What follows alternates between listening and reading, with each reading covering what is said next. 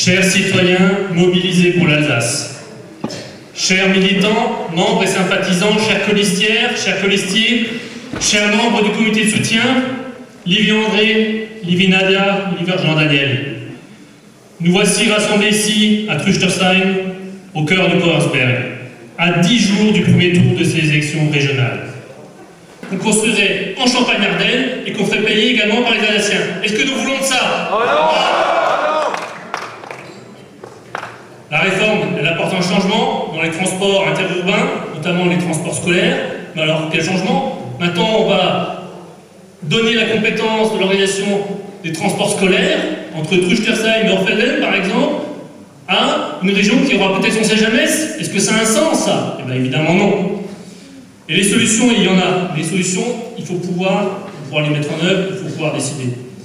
Et il y a tant de choses à faire pour améliorer le quotidien, et ça serait tellement plus facile avec un peu d'autonomie et des moyens dignes de ce nom. Lorsque nous étions le 11 novembre à Breisach, sur le pont sur le Rhin, vous aviez une ligne ferroviaire qui relie Colmar à Freiburg. 2 villes qui dépassent les 100 000 habitants.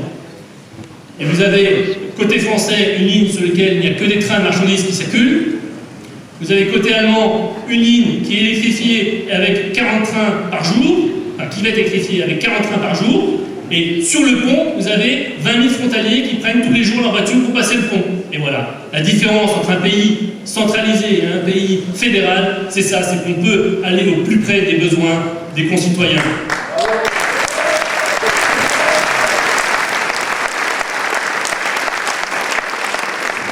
Et le GSE, et voilà. Et un péage, bien sûr. Est-ce que vous pensez vraiment que c'est en défigurant le Korsberg pour construire une autoroute qui ne profitera qu'au lobby des concessions autoroutières comme Vinci qu'on résoudra le problème? D'autant plus que cette route sera payante et que toutes les autres seront gratuites. Ça sera un massacre inutile. Estimez-vous normal que ce soit le préfet qui décide de nous imposer ou non ce projet? C'est inadmissible. Dans un pays civilisé, on demande l'avis des citoyens concernés et on leur donne la possibilité de s'exprimer par référendum. Et c'est pas une utopie, ça se passe ici, à 100 km en Suisse.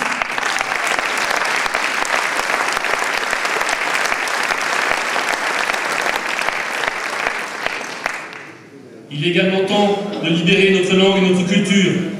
Le temps n'est pas loin où l'éducation nationale battez, il faut le dire, battez les enfants à l'école pour leur extirper leur langue maternelle. Nous ne l'oublions pas.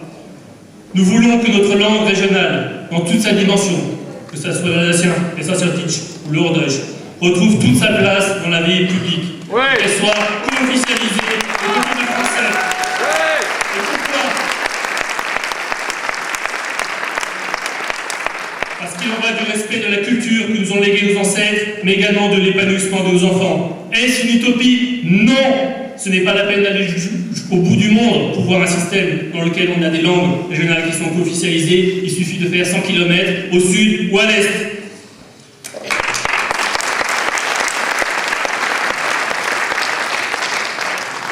Enfin, il faut libérer nos institutions. Pour notre région, nous l'avons déjà dit, nous ne voulons pas de statu quo. Nous voulons faire de l'Alsace une vraie région européenne. Se libérer du carcan jacobin et prendre nos destins en main. Et ça passe par une réforme, mais une vraie réforme.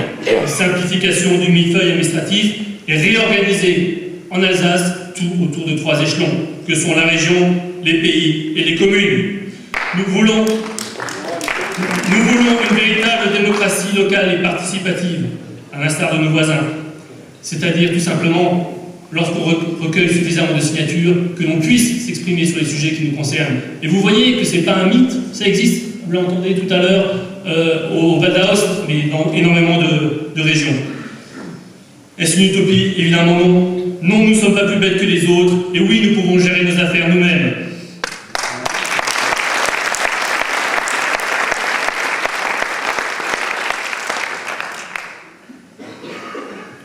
Dans notre société, nous sommes parfois saturés d'informations et d'émotions. Il est parfois difficile de faire la part des choses, de prendre du recul et de faire le tri entre le superficiel et l'essentiel. Alors moi je le dis solennellement.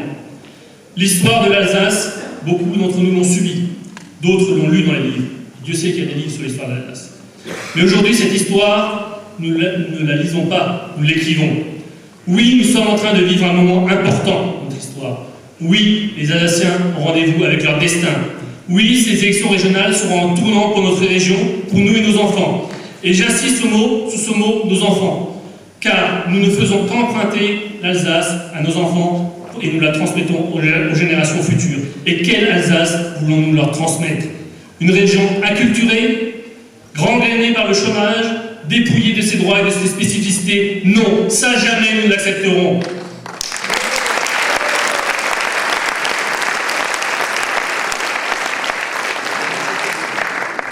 Il n'y a pas de fatalité, il n'y a que des fatalismes. Et le fatalisme, c'est une maladie dans laquelle on a essayé pendant des décennies d'enfermer les Alsaciens. Mais tout cela, c'est fini. Parce qu'entre-temps, l'État nous a fait trop de vacheries pour que nous puissions oublier et laisser faire. Je terminerai en évoquant la rencontre que nous avons eue avec André Vallini, le ministre en charge de la réforme territoriale. Celui-là même qui a conduit cette réforme, celui-là même qui était dans le comité Balladur dont je vous ai parlé tout à l'heure, et celui-là même qui aujourd'hui est en passe de vouloir faire disparaître l'Alsace. Au cours de l'entrevue, ça a été une entrevue virile, mais correcte. Pendant une demi-heure, nous lui avons expliqué notre totale détermination à ne jamais rien lâcher. Jamais rien lâcher.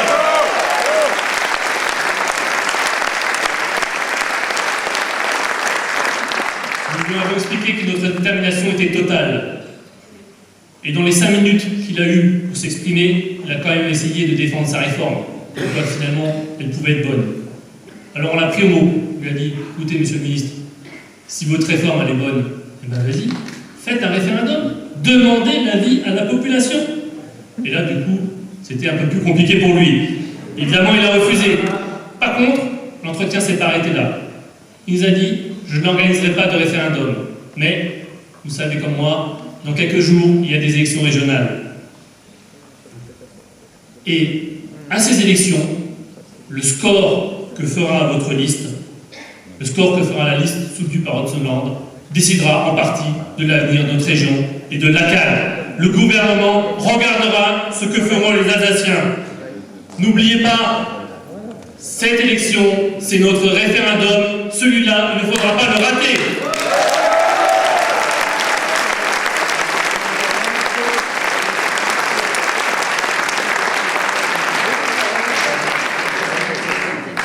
Vallini nous a lancé un défi, nous le releverons, nous prendrons notre destin en main et ensemble, nous bâtirons une Alsace forte de son identité rhénane, riche du travail de ses habitants et généreuse comme sa terre. Nous le pouvons, alors faisons-le et faisons-le maintenant. Wir werden freies Elsass, wir werden freies Land, wir werden unser Land.